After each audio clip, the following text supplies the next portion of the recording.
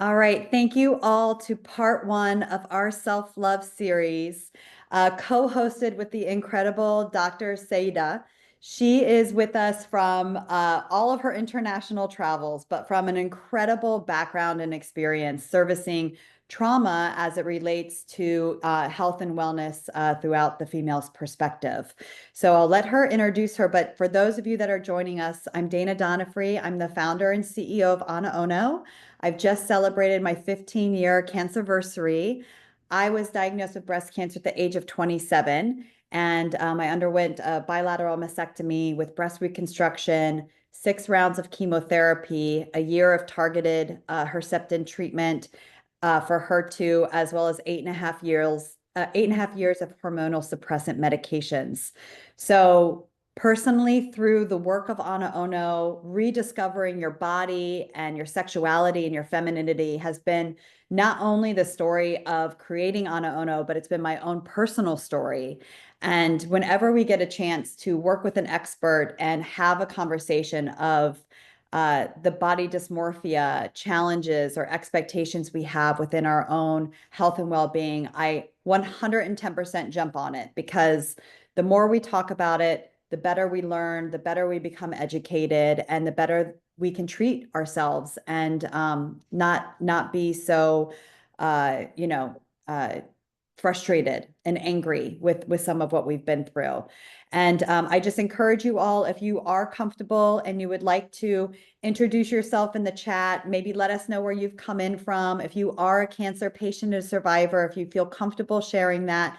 But all of that is great information for us to start this conversation and help you guys out along the way. So Dr. Sadia, I would love for you to introduce yourself. Tell us a little bit about your background and why you're here and why we're going to do our work today and what to expect. Oh, fantastic. Well, first of all, it is a incredible privilege to be here in the community today.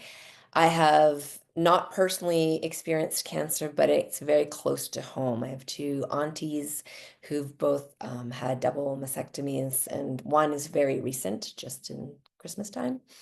I have close friends who've been through this process, and I have many, many, many clients. So it's something very dear to my heart to support women to come back to a feeling of trust and connection with their body as they're moving through the process and certainly afterwards as well. So I'm just honored and privileged to be here. I have done a lot of work for over 2.5 decades now, it seems like, with women all over the world. And one of the things that's very important for me is to establish for all of us this idea of sexual sovereignty where we're our own beings. And since yesterday was International Women's Day, I just felt, well, this is even more so of all of us showing up here today, a reclamation of that sovereignty, of our womanhood, of our presence here in life. And then this three-part series is something with Dana that we were talking about just very passionately. And she's like, well, what could we do to really help the community? And I thought, well, let's keep it very simple. So this series will be simple. I want to give you tools that you can use immediately. These are effective tools. These tools have been tried and true for a very long time. And fairly recently, my method has been part of several different studies. And so it's, I guess, scientifically proven now. So that's kind of fun.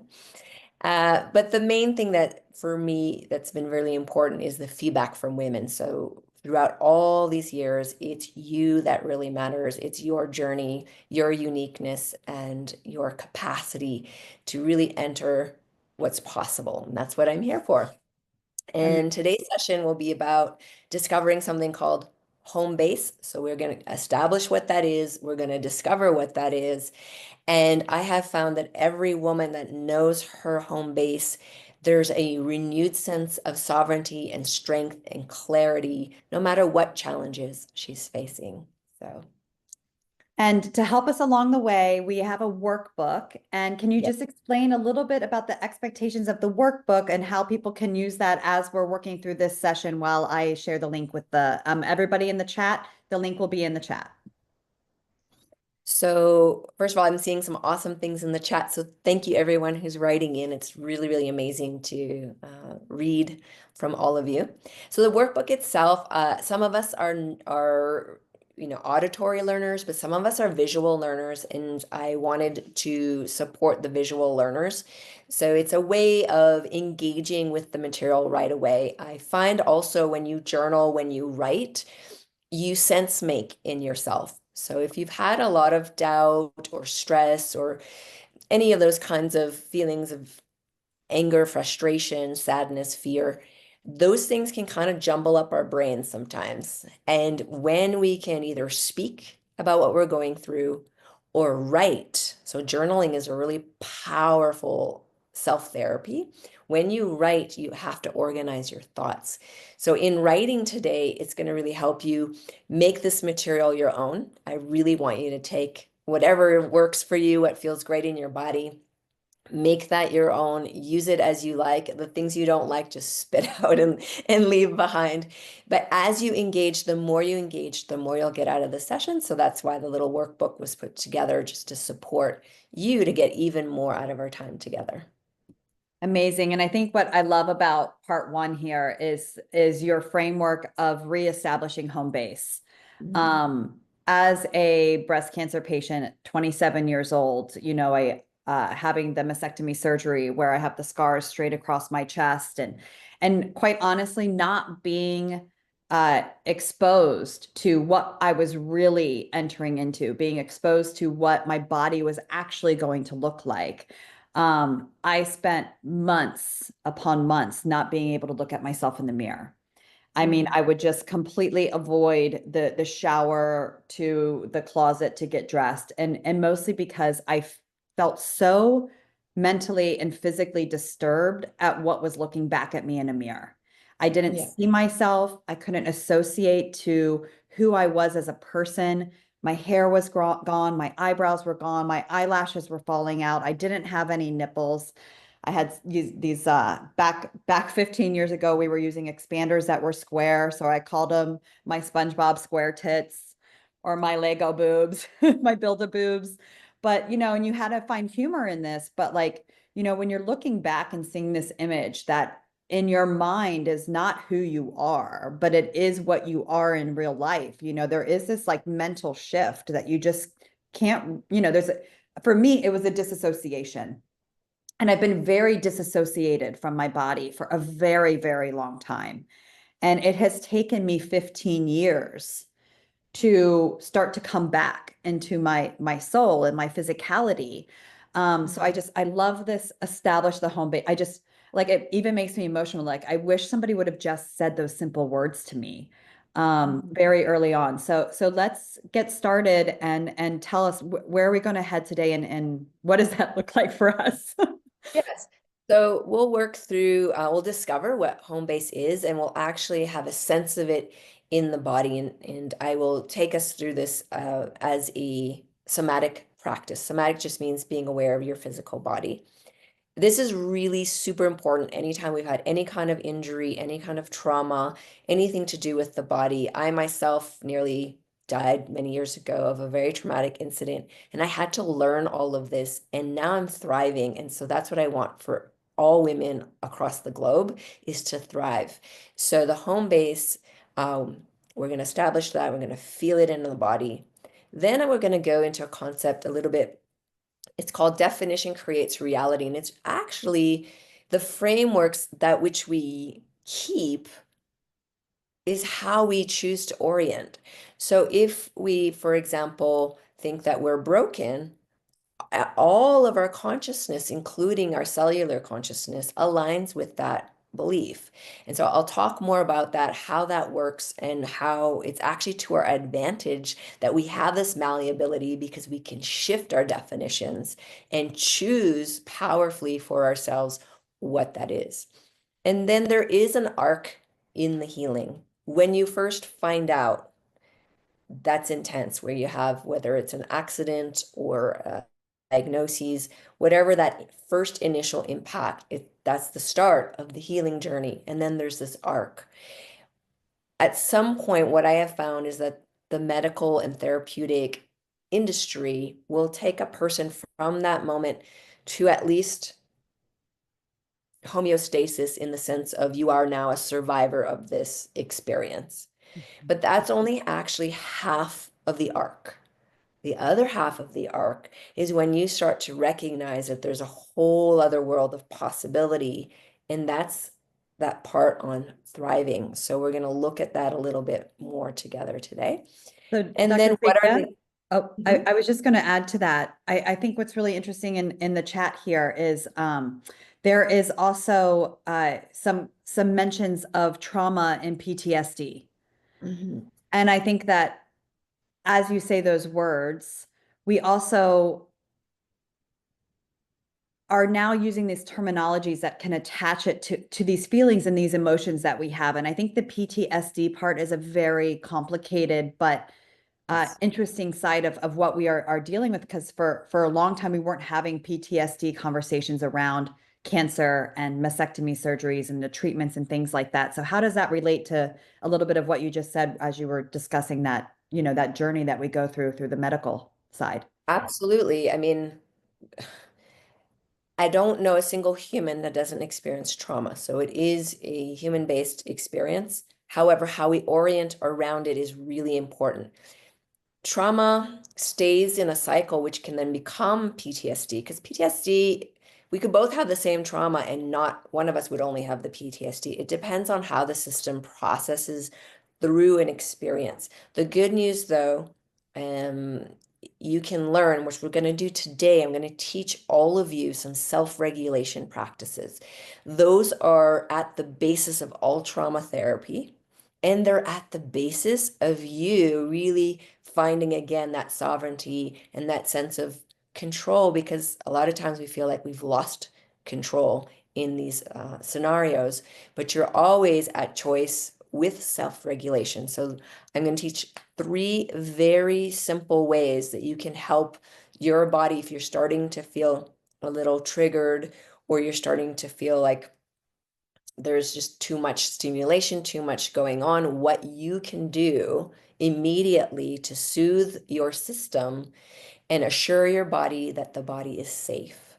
And that's something that's difficult when you're facing an experience like this, is that you don't feel like your body is safe. So we're going to reestablish some body safety.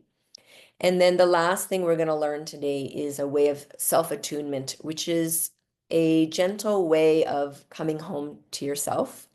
It's a gentle way of starting to repair any broken trust, any dissociation, because you mentioned that earlier. It's extremely common to have dissociation when there's trauma and when there's especially body-oriented changes, really, really, really normal. So we'll want to bring you back into your body, but you need to know that it's safe to be in your body. So that's what this whole journey today is about, is creating that safety, that curiosity, and that homecoming, that home welcoming of yourself. Great, let's do it. You ready?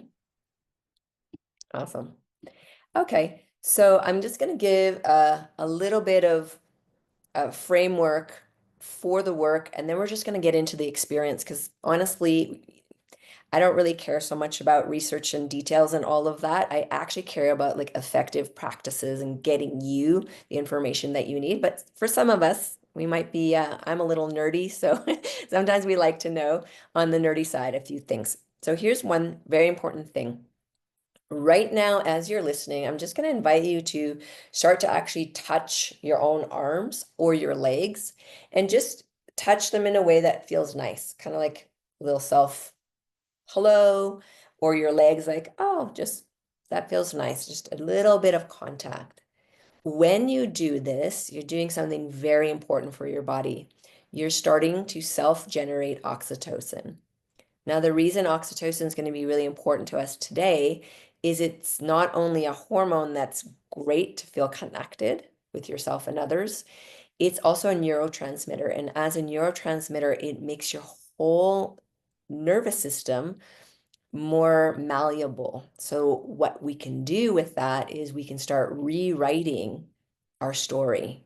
And that's what's so beautiful about every single woman that I've had the pleasure to connect with is she is the author of that story. And when you can work in harmony with your body and understand what you need to give the body so that you're in harmony to rewrite this story, you're going to feel so much more in your sovereignty. So that light touch, nice deep breaths as we're progressing, and I'll drop us in every once in a while, will really help that oxytocin. We're also connecting as a group of women if we could even imagine that we're together in person, there is oxytocin that's generated, especially when women come together. But what they're finding is that when we come together, even in a scenario like this, it also starts the oxytocin process. So super, super cool. So community is a very important part of healing. And I think AnaOno is doing an amazing job of creating that support with the community.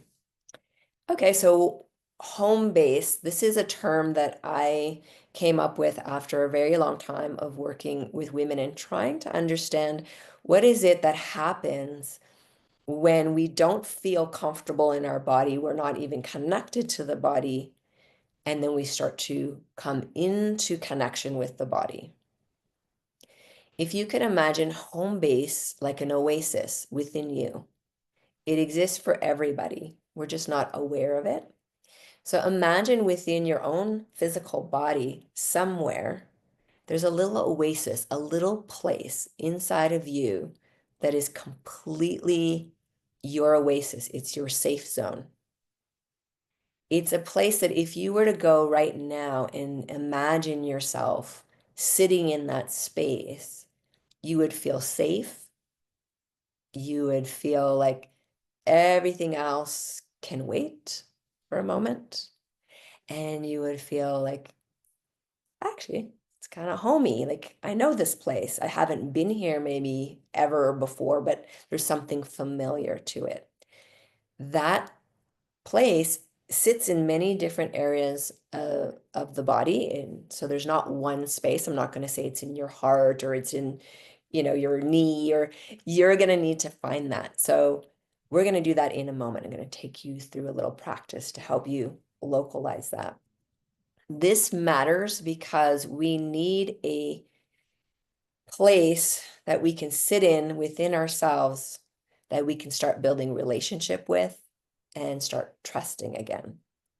I'm so glad you just used the word trust because I feel one of the biggest difficulties is feeling safe in a world that you do not trust.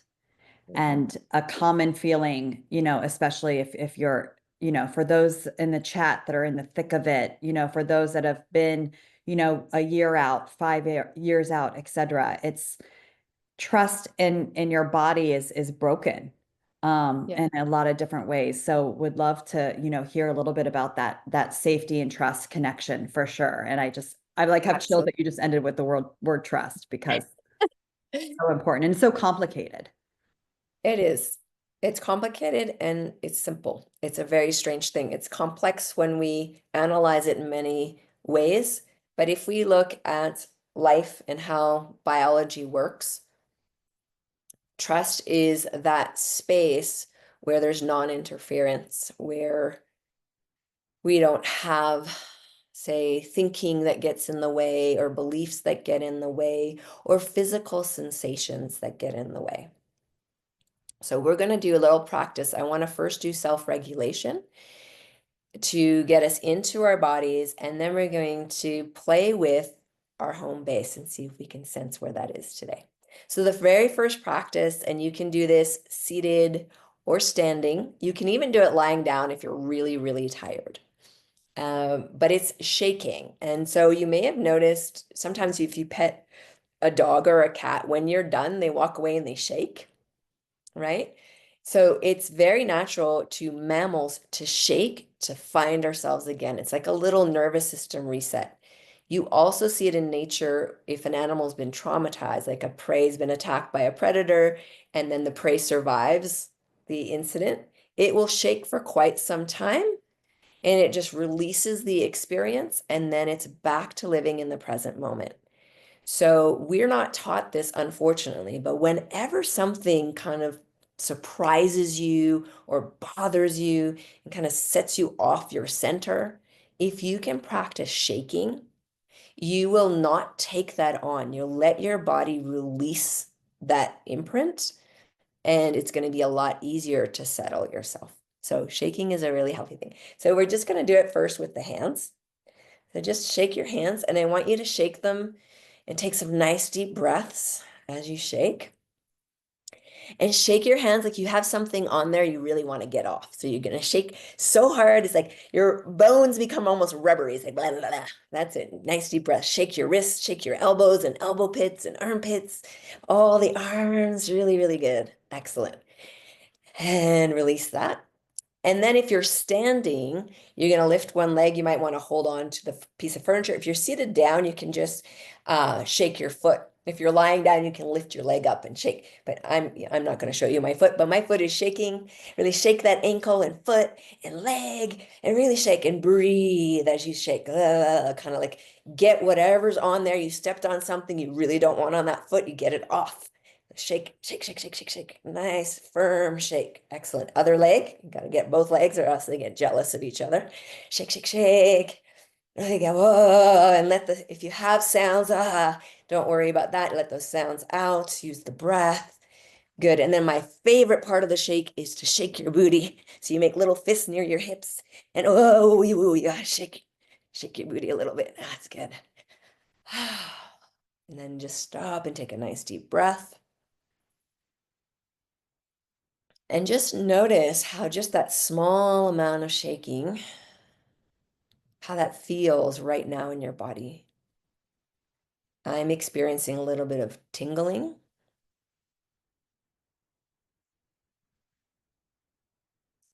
And you may not feel anything, and that's okay too. All right. You can also do silly shake. We're not going to do that right now. But when you're on your own, you remember being like a 3-year-old and you just do silly shake and you make funny sounds and then you shake your face and your tongue and your nose. You shake everything really silly and go crazy. That, if you can do that, it will really, really help that nervous system reset. Okay. So now we're going to do another favorite of mine called the hug and hum. So we're going to put one hand in the armpit and the other hand across. It doesn't matter which, you can swap out. This is the hug part. As you're hugging, I want you to firmly squeeze a little bit down that arm. Keep your eyes open. I want you to look around the room and just notice that your space is actually safe. And you look around, take a nice deep breath, and just acknowledge in this moment the space is safe and you're safe. And then the next part of this exercise is you're going to start to hum. When you hum, if you touch your throat, you'll feel it vibrate. You can go or whatever way you want to hum. Hum, but not hum just inwardly where you vibrate that throat. When you hum, you vibrate your vagal nerve and it tells it that you're safe. This is a very important practice. So you can just keep hugging, looking around, and just humming gently just to yourself. Do another big breath.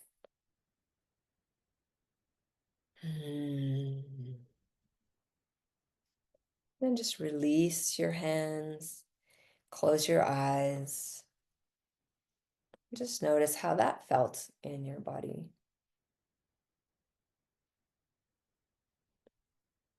I will do this practice a lot when I'm feeling a little bit scared or very stressed. I'll even do it when I'm talking to someone. I'll just visibly just start hugging myself if I find that conversation a little difficult. Or if that seems weird, I'll just reach down and squeeze my legs and remember, and I'll hum almost subvocally because I want to establish safety. So right now, with your eyes closed, are you willing to choose to establish safety for yourself whenever you need it?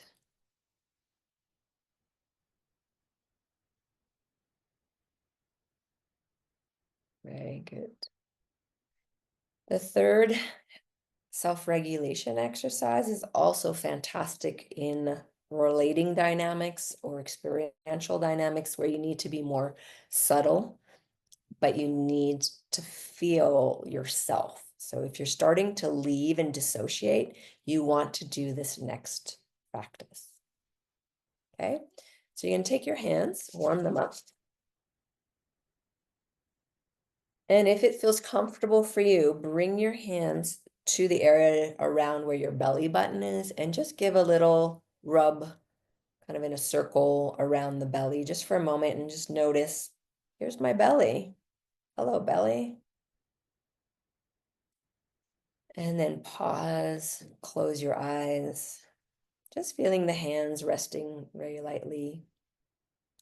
If touch doesn't feel nice on the belly, you can hover your hands just an inch or two away from the belly. And then very gently and slowly, see if you can allow your belly to soften, and you're going to let it get poofed out as you breathe in. Instead of holding the belly tight, let it expand as you inhale, and then soften as you exhale.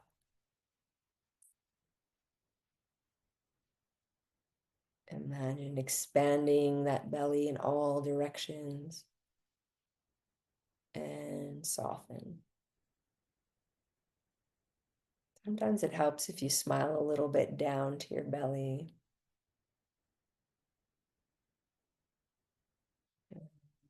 Softening as you exhale. If you notice extra saliva happening, this is a really good thing. And for a lot of you who've had the chemo, sometimes the saliva stops. So this practice will help reinstate saliva production, which is super important.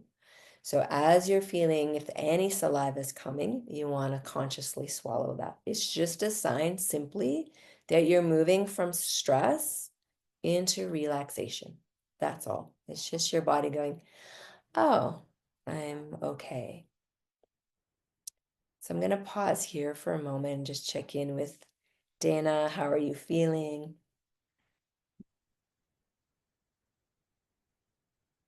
This is wild. It just feels like, too, the permission to sort of let go and release. I mean, I'm sitting here thinking to myself, I think I'm going to shake every morning I wake up and maybe shake every night before bed. It's just, there's for me personally, I carry so much tension and stress in my chest.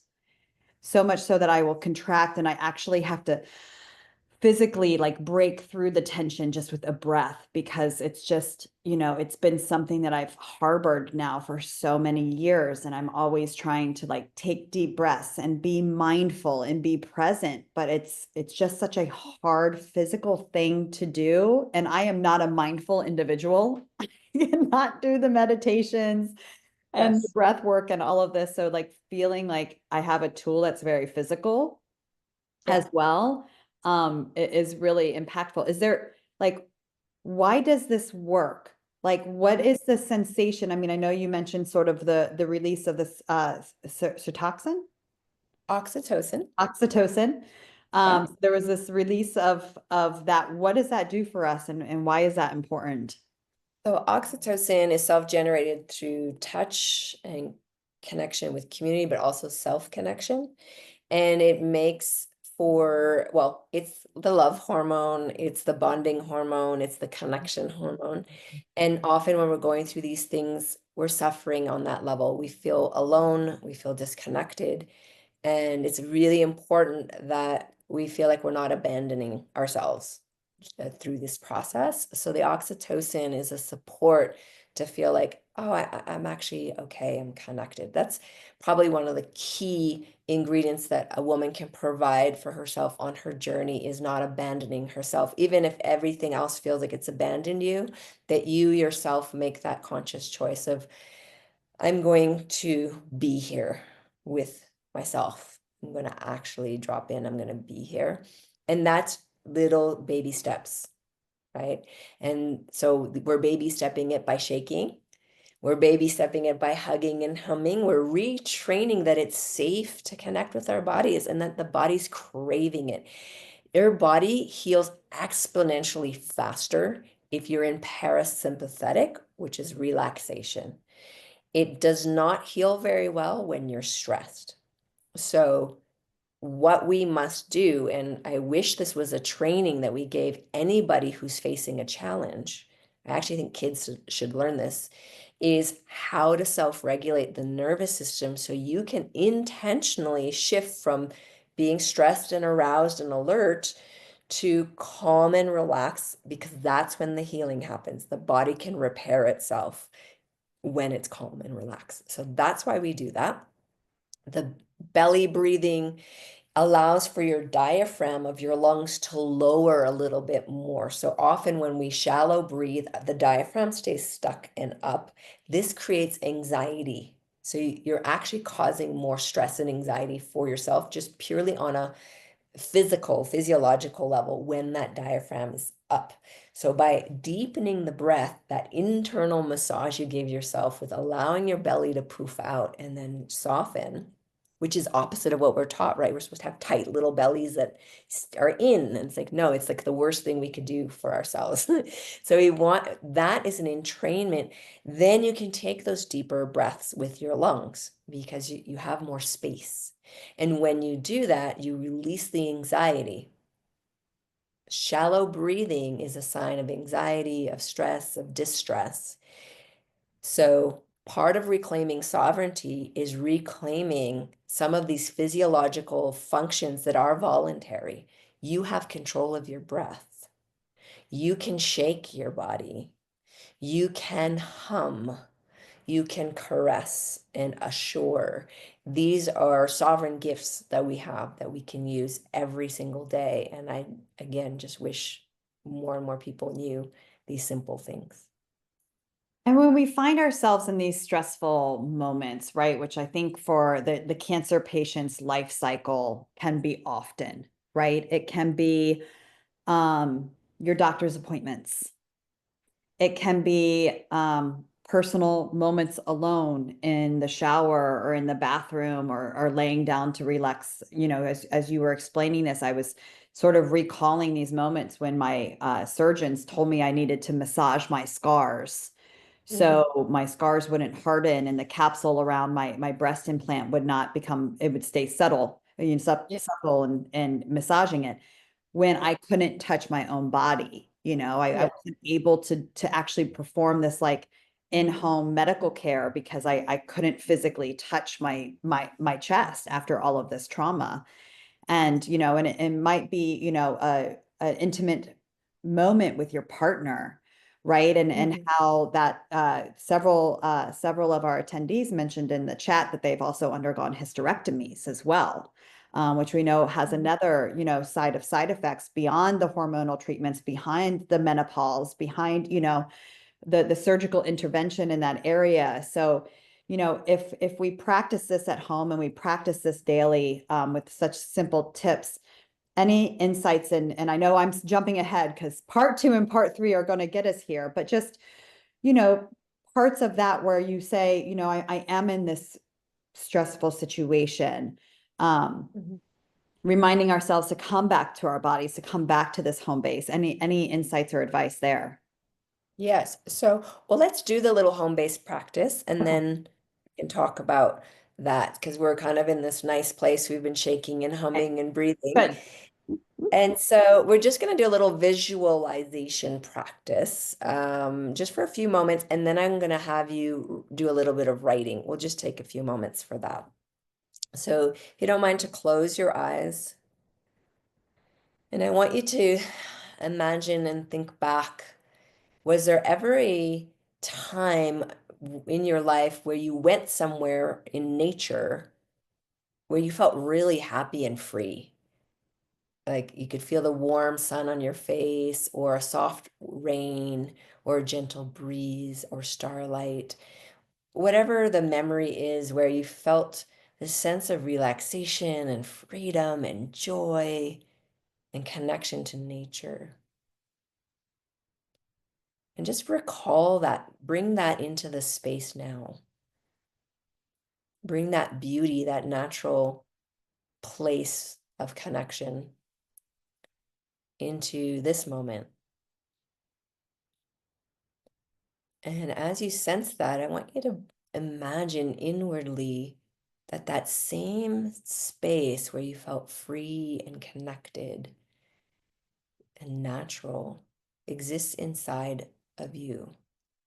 And I want you to scan your body like you're out on an adventure and you're looking for a little spot that just feels perfect. It's your spot, a spot where you just love the smell or the texture or the sound. Might be the sound of a brook, the texture of soft moss or warm sand. Just notice as you travel in your body, is there that place in there? And if you can't find it, imagine that it is there. And like a young, curious child, with your creative mind, create that home base. What would you have in there? Is it trees or just flowers or a cushion that's so big that you can sprawl out on comfortably?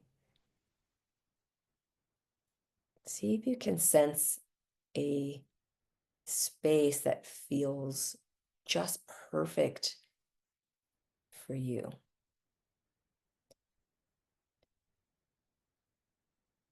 And as you sense into it, allow yourself to imagine sitting in that space right now. Or maybe you're lying down.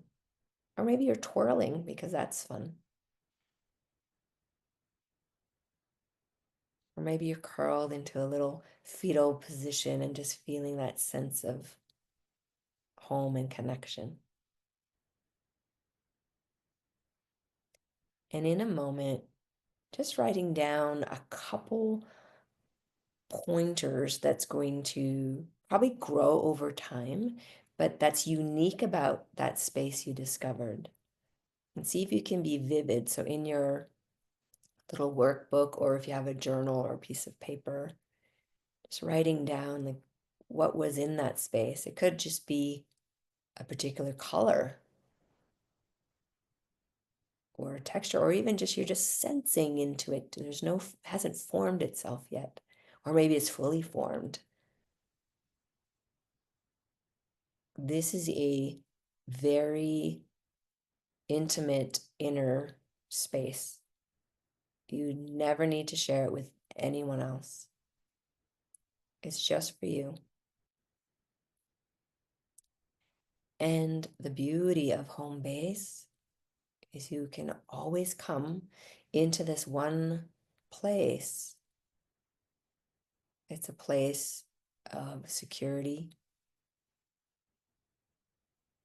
It's a place of deep intimacy with yourself.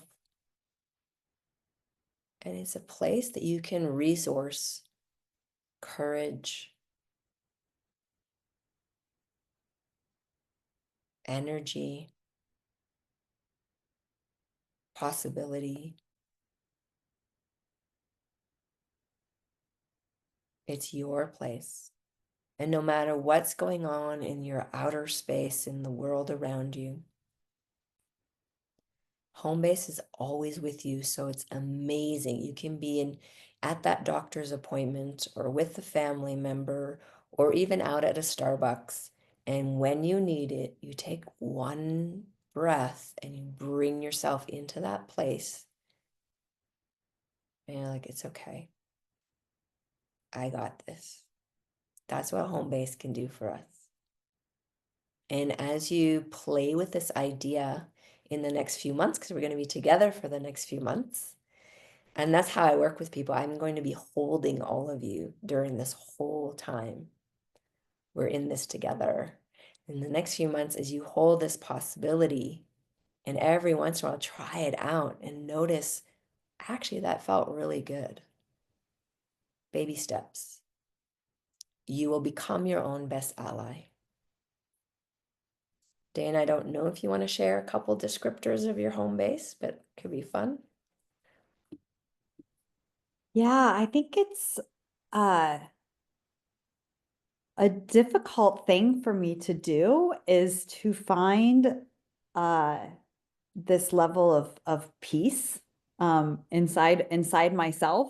If anybody is sharing in sort of the difficulty here, and I think Mhm. that your challenge to write it down is always a personal challenge for me. And I really created a place of outside serenity in a field surrounded by water and a warm but bright sun. And just, I think it's the seeking of serenity for me that has been challenging. And so much of that is just, being in this space now for 15 years and being afflicted at such a young age. It's like so much of what I carry with me in my daily life is a certain level of fear. Yeah. And I have gotten very good at suppressing the fear over the years. I've gotten better at understanding when my fear emerges, or when I just can't be calm and be at peace. And I know it's because there's always this underbelly. And I like to suppress it and like push it down and push it down and push it down. So it's something that I at now a more mature age, and experiencing this survivorship story, have tried to push myself to understand and to Yes. become more mindful of. So I appreciated this exercise, as difficult as it was for me. So if anybody out there shares in the It's same difficulty, please throw me some love. not easy. It's not easy. But if you can even just consider it as a possibility, even if it's not descriptive, you're like, could there be a place in me Mhm. that could feel like home? And that's where it starts. And maybe it's just, as you said, it's bright and sunny and serene. And if you allow that to exist as a possibility in your psyche is nourished by that. Mhm. Everything is incredible. There's a book called Breaking the Age Code, where they did mass research and discovered that if a person changes one negative belief around aging, they gain 8 years of positive living. And it's been shown over and over again. All that demonstrates, though, is the power of your choice making, the power of how you define things. So, what I love about when we have had a lot of contraction and difficulty and challenge, and suddenly we realize, wait a second, there's this, yes, this is my current reality, absolutely. But there's also possibility. And within this what's possible, because I don't know everything, everything's emerging. Every day is a new day, every moment's a new moment. You didn't know you'd be here today, like many years ago, having this conversation, running this company, supporting amazing women, but you're here. And so there's a mystery and a magic and a beauty to life, as well as the logistical and the descriptive and, all of that. So when we go through challenges, we often negate and forget beauty, but beauty is a very important medicine in the healing process. So just considering that there is a possible space within you that has beauty and it belongs to you, that's enough. You just hold that as a possibility. You chew on it, you think about it here and there, you sense into it, and it will inform you because it is you, it's yourself, it's your heart, it's the inner part of you that just wants to live and thrive and have opportunity. Even though everything around feels compressing, there still is you within you. You have a deep, innate, and powerful desire to thrive. It's an inherent and true desire in our beings. You would not be here today if you did not have that desire. So anyone who's faced life-threatening experiences and has lived through them, it's because that desire got activated. Um, I speak about that a lot in my book called Desire, but it is one of the fundamental desires that's super important. So in all of this, what we have been doing is understanding that how we define something is how we experience it. Mm. Definition creates reality. So in your workbook, there's a question that says, what is a new definition you're open to playing with? And it could just be yes to, whatever's going on. And then the new definition is, I am capable of exploring possibility, or or I have a home base. Like it could be anything, or whatever it is, a new definition that inspires you is very important. Having inspiration means like to breathe in, right? We talked about breath earlier, but that capacity to feel your own heart, that capacity to tune into something you ache for and desire deeply right now. I don't know what that is. Each of us is different. Maybe you have a partner and you feel really disconnected. So maybe you're aching for reconnection. So your new definition is, I'm deeply connected with my partner. Could be a really great definition. You can have as many of these as you like, but I'd love to invite you to start noticing, I'm defining this way, but it doesn't make me feel good. If I start defining like every person in this world is an a-hole, well, it doesn't feel good because that's not a nice reality for me to be in. And then I literally look at everyone like they are that, and then they start behaving that way because I'm behaving that way. So when I change it to there are kind and good people in this world, guess what I see? I start to see kind and good people because I'm becoming kind and good, because that's the definition that I'm navigating my space with. This is super important, and especially with cancer because of the definitions we give to that word and the terror that can come with that word and the challenges that can come with that word. And it's up to you to have a look at, is this thing that I'm defining in this way, is this actually helping me move towards what I would love? Or is it keeping me from feeling even any kind of remote sense of joy or connection with life? So I'd be curious if you would have a little definition. You don't have to, Dana, but since you're the one that we're talking to, um, I'd be curious what kind of definition you'd be open to playing with for the next month as we journey together. I'm really working on personally on reframing my cancer experience. And um and I think it's interesting that the word that you're using is a definition, because as I am evolving as a person, but also evolving in this world where cancer itself is evolving, it's putting me in this strange parallel of my experience of what I had 15 years ago is not the experience that people will have today. Yes. And I don't mean to make this sound like my experience is irrelevant, because I understand that it is not, but there's also a reality to say my experience is no longer relevant because so much has changed in 15 years. And I'm working on reframing it for myself, obviously doing, having AnaOno, a business inside the cancer space where I am constantly in support or tapped into the changes and the evolution of what is happening into this, this world of breast cancer, makes it a part of my daily life. But I also understand that, for every 5 years that I have survived, because that's sort of been my increments of time and mentality, um, they feel a little bit different to me. And I've hit this 15-year mark and I really don't know how to feel. And I'm trying to understand why. And I Yes. think it's about reframing my experience. So that's sort of what I'm going to You don't, look for a definition for. And I do not have that answer. yeah, but you don't have to. This is the thing. This is an invitation. We're opening possibility in this call. And then we have this next month to explore these ideas. And even if all you do for the next month is just do the shaking part, great.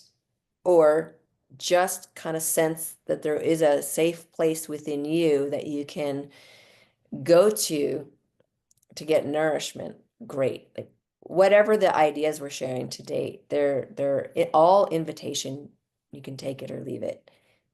But if there's one of the pieces that could support you to start getting curious and to explore, that's super important.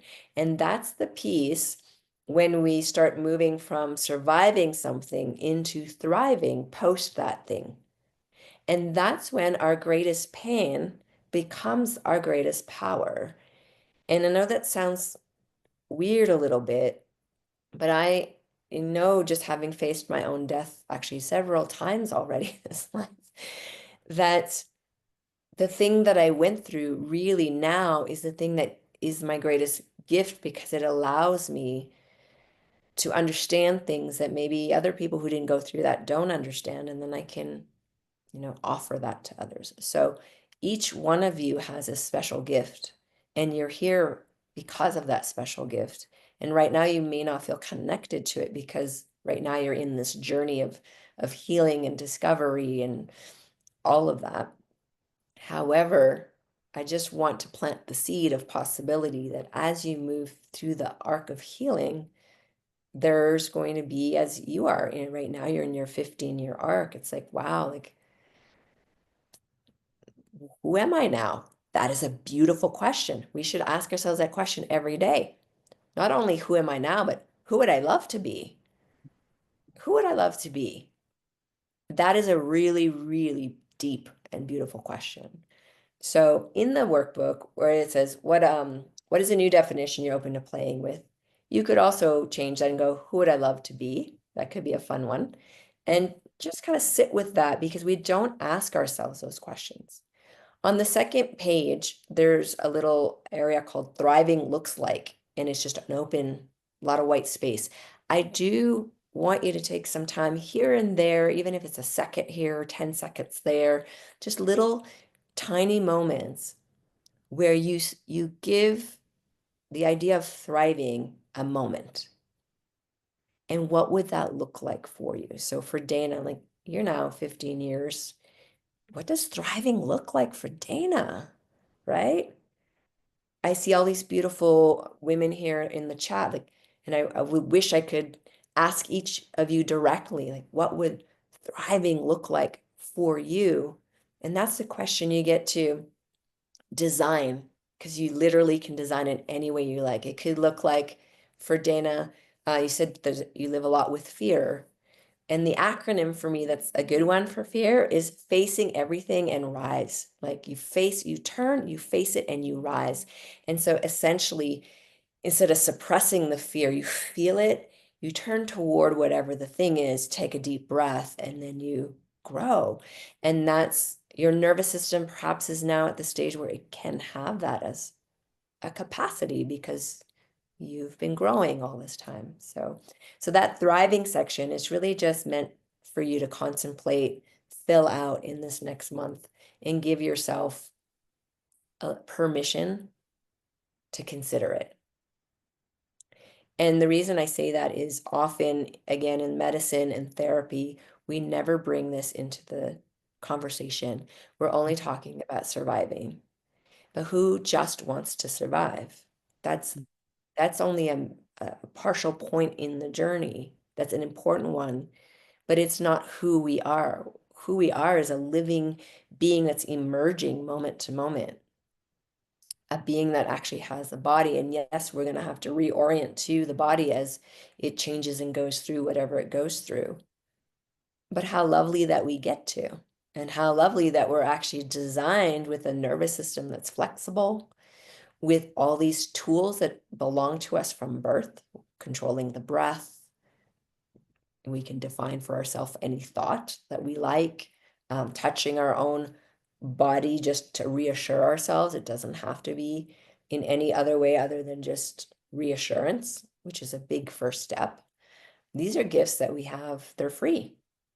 Nobody has to, sell it to us. It's here, it's available. So I hope you do use these ideas in the next month and really see how that can help you on your day to day.